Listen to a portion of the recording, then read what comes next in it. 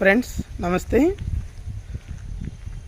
ఈరోజు వీడియోలో ఫోర్త్ లెసన్లో ఉన్న టెక్స్ట్ బుక్లో ఉన్న కృత్యాలు యాక్టివిటీస్ సంబంధించి వాటి ఆన్సర్స్ పెట్టాను. నేను ఒకసారి వాటిని నేను ఆ ఒక పేజీని చూపిస్తూ ఎక్స్ప్లెయిన్ చేయడం జరిగింది. ఒకసారి దాన్ని రిఫర్ చేయండి. బలం చలన స్థితిని మార్చగలదు.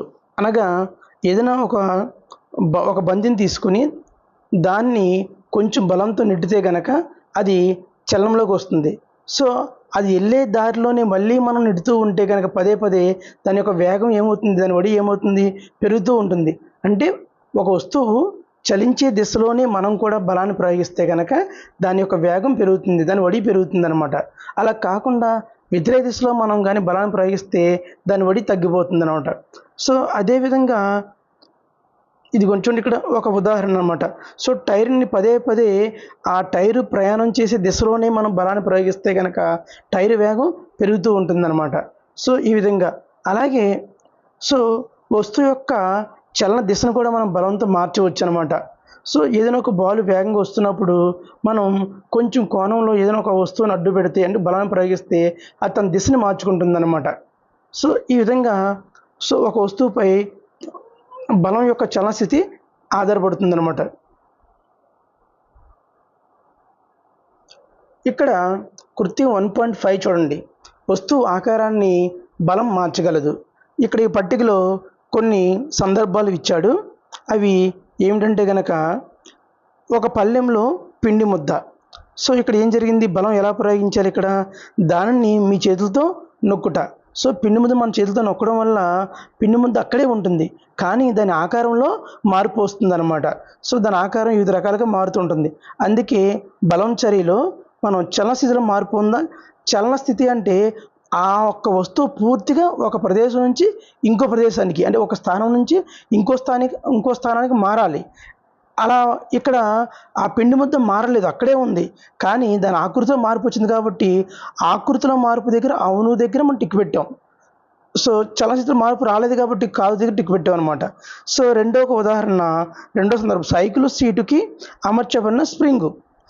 సైకిల్ దుక్కుతున్నప్పుడు అక్కడ బొమ్మలో చూడండి. కూర్చున్నప్పుడు ఏమవుతుందంటే కనుక స్ప్రింగ్ కొంచెం కిందకి దిగుతాయి అనమాట, అంటే సాగుతుంది. స్ప్రింగ్లో సాగుదల వస్తుంది అనమాట. సీటు పైన కూర్చోవడం వలన స్ప్రింగ్లో సాగుదల వస్తుంది.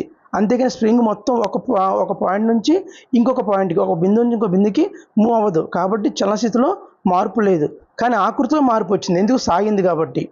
అలాగే నెక్స్ట్ గోడకి ఉన్న ఒక మేక్కి ఒక రబ్బర్ బ్యాండ్ వేలాడదీసినప్పుడు అప్పుడు ఏం జరుగుతుంది చూడండి ఒకసారి. కొంత బరువుని వేలాడదీయడం లేదా దాన్ని స్వేచ్ఛగా ఉన్న కొనను చేతితో లాగడం. రబ్బర్ బ్యాండ్ని ఒక మేకు పెట్టి గట్టిగా లాగితే ఏమవుతుంది, దాని యొక్క రబ్బర్ బ్యాండ్ సైజు పెరుగుతుంది అనమాట. అంతేగాని రబ్బర్ బ్యాండ్ మొత్తానికి ఒక స్థానం నుంచి ఇంకో స్థానానికి మారదనమాట. మొత్తం మారనమాట. మీరు అనొచ్చు అదేంటి సార్ సాగింది కదా అనొచ్చు అనమాట. లేదు, మనం ఎక్కడైతే ఒక స్టార్టింగ్ పాయింట్ అక్కడ పెట్టామో రబ్బర్ బ్యాండ్ ఇప్పుడు కూడా అక్కడే ఉందన్నమాట. అది మారలేదు, కాబట్టి చలనస్థితిలో మార్పు లేదు, ఆకృతిలో మార్పు వచ్చిందనమాట. నెక్స్ట్ అలాగే ఆఖరిది, రెండు ఇటుకల మధ్యన ఉంచిన ఒక ప్లాస్టిక్ లేదా లోహపు స్కేలు. బొమ్మలో చూడండి, రెండు ఇటుకలు ఉన్నాయి, పైన ఒక స్కేల్ పెట్టారు, ఆ మధ్యలో ఒక బరువు పెట్టారన్నమాట. స్కేల్ మధ్యలో బరువు ఉంచాం. ఎప్పుడైతే స్కేల్ మధ్యలో బరువు ఉంచామో ఆ గ్యాప్ వల్ల స్కేల్ కొంచెం వంగుతుంది అనమాట. అంటే దాని ఆకృతిలో మార్పు వచ్చింది, చలనంలో మార్పు రాలేదు. కాబట్టి ఇక్కడ మనం అదే టిక్ పెట్టాం అనమాట. చలనంలో మార్పు లేదు, అలాగే ఆకృతిలో మార్పు ఉంది అనమాట. ఈ విధంగా మనం ఈ కృత్యాన్ని మనం చేస్తాము. ఇక్కడ కృత్యం 1.8 చూడండి. ఇక్కడ ద్రవాలు వాయువులు కలగజేసే పీడనం. అంటే ద్రవాలు వాయువులు రెండు కూడా ఏ పాత్రలో అయితే ఉంటాయో ఆ పాత్ర గోడలపై పీడనాన్ని కలగజేస్తాయి అన్నమాట, అంటే ప్రెషర్ని కలగజేస్తాయి అన్నమాట.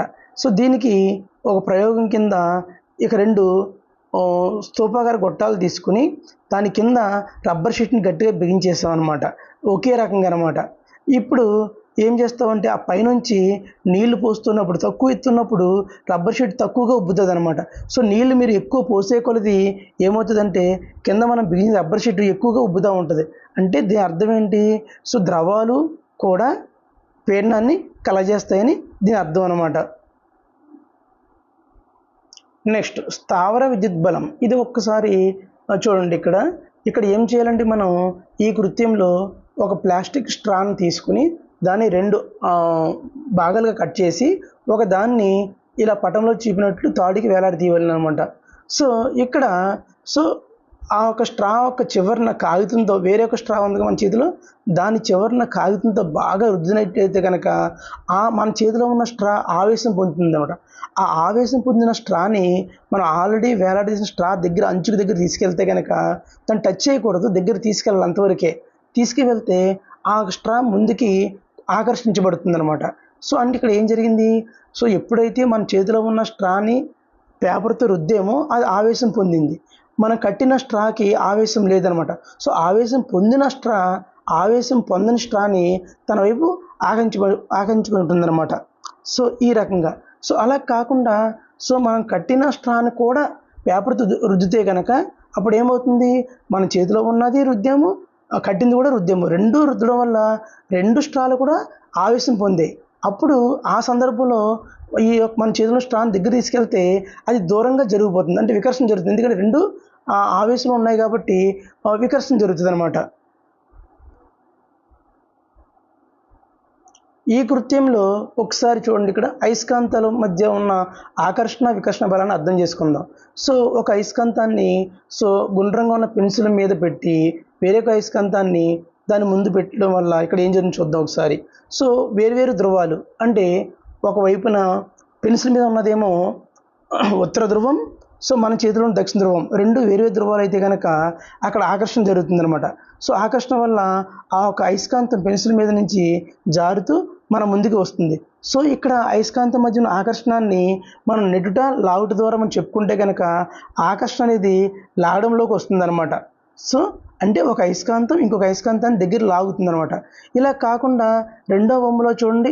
సో అక్కడ దక్షిణ ధ్రువము, మన చేతిలో కూడా దక్షిణ ధ్రువము, అంటే 2 ఒకే ధ్రువాలు పెట్టాం. సో ఒకే ధ్రువాలు ఏమవుతాయి? సో అవి ఒకే ధ్రువాలు కాబట్టి వాటి మధ్యన వికర్షణ ఉంటుందన్నమాట. వికర్షణ దేనితో పోలుస్తాను? వికర్షణ అనేది నెట్టుటర్తో పోలుస్తాను అనమాట. అంటే ఒక అయస్కాంతం ఇంకో అయస్కాంతాన్ని దూరంగా తోస్తూ ఉంటుంది, అదే వికర్షణ అనమాట. సో ఆకర్షణ అయితే కనుక లాగుట అవుతుంది, వికర్షణ అయితే కనుక నెట్టుట అవుతుంది అనమాట. సో ఈ రెండింటిని ఈ రకంగా మనం అర్థం చేసుకోవచ్చు. ఇక్కడ ఈ పటం చూడండి ఒకసారి. సో ఇక్కడ ద్రవం యొక్క పాత్ర గోడలపై పీడనాన్ని కలగజేస్తుంది అనడానికి ఇది ఒక ఎగ్జాంపుల్. ఇక్కడ ఏం చేసామంటే ఒక ప్లాస్టిక్ బాటిల్ చివరన ఒక హోల్ చేసి స్ట్రా పెట్టి దాన్ని బెలూన్ పెట్టామన్నమాట. సో ఇక్కడ నీళ్లు పోసినప్పుడు ఏమవుతుందంటే కనుక పాత్ర గోడ దగ్గర బెలూన్ పడడం వల్ల అది ఉబ్బింది. మరి మిగతాది ఎందుకు ఉబ్బలేదంటే కనుక పీడనం యొక్క బలం ఆ ప్లాస్టిక్ని బయటికి తోయలేకపోతున్నాడు, అంటే ఆ బలం సరిపోవట్లే. కానీ ఎక్కడైతే రబ్బర్ పెట్టామో అక్కడ ఆ పీడన బలం అనేది ఎక్కువ అవుతుంది కాబట్టి రబ్బర్ని ఈజీగా తోస్తుంది అనమాట. అందువల్ల ద్రవాలు కానీ వాయువులు కానీ పాత్ర గోడలపై పీడనం కలగజేస్తుంది అనడానికి ఇది ఒక ఉదాహరణ అనమాట. నెక్స్ట్ అలాగే ఒకసారి పక్క పటంలో చూడండి. ఇక్కడ ఒక ప్లాస్టిక్ బాటిల్కి 3 రంధ్రాలు చేశారు. ఆ 3 రంధ్రాలు కూడా సమాన ఎత్తులో ఉన్నాయి. సమాన ఎత్తులో ఉండడం వల్ల ఏం జరుగుతుందంటే కనుక ఎప్పుడైతే సమాన ఎత్తులో ఉంటాయో అందులోంచి వచ్చే నీటి మీద కూడా సమాన పీడనం ఉంటుందన్నమాట. ఎత్తు పెరిగే కొలది పీడనం తగ్గిపోతుంది. అంటే ఇదే రంధ్రము ఆ బాటిల్ పై భాగాన తక్కువ ఎత్తు దగ్గర పెట్టామనుకోండి, తక్కువ ఎత్తు దగ్గర పెడితే కనుక అక్కడ పీడనం తక్కువ ఉండడం వల్ల నీరు ఎక్కువ దూరం పడదు అనమాట. తక్కువ పడుతుంది అనమాట. ఇది మన ఇంతకుముందు క్లాస్లో మనం చెప్పుకున్నాము. ఓకే.